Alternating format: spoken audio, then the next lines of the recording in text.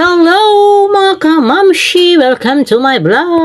Ang isang nanay na 44 years old na may dalawang anak at nabiyayaan ng isang responsableng ka-live-in partner dito sa Lambayong Sultan Kudarat.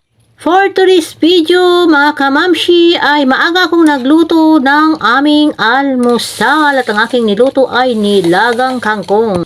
At ito namang tostadong boro ang tawag sa mga Ilocano. Paborito ng mga Ilocano, boro.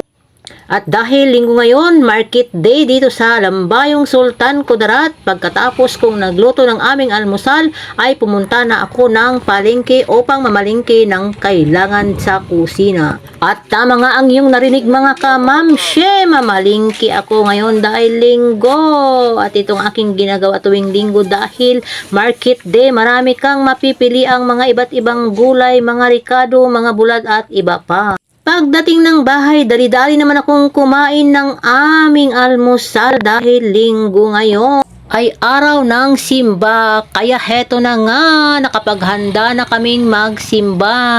Kasama ko pala ang aking dalawang anak sa pagsisimba ngayong linggo.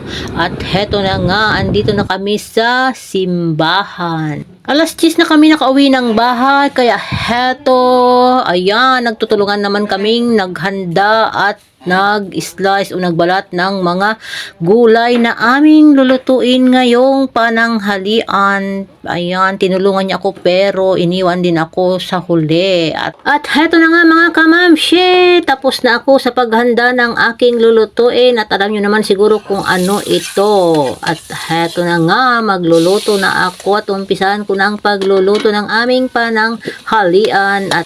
At heto nga palang manok na aking ginigisa ngayon ay binili ko pa ulit at binalikan ko sa palengke dahil hindi namin dadaanan kanina pagkatapos ng simba. At heto na nga, malapit nang maluto ang aking nilulutong chop suey. At dahil halos 2 linggo na kami or 1 buwan na kami hindi nakakain o nakaulam ng ganito, kaya nagluto ako ulit ng chop suey. Wala namang problema dahil gulay ito, masarap na, masustansya pa.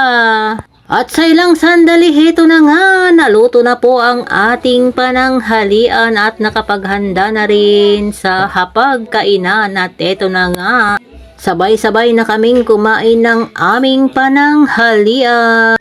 Ay opo, tama po yung nakikita nyo. Sabay kaming kumain ngayong tanghali dahil ayan, natakam siguro sila sa aking nilutong chop suey. At dito na lamang po. Thank you for watching.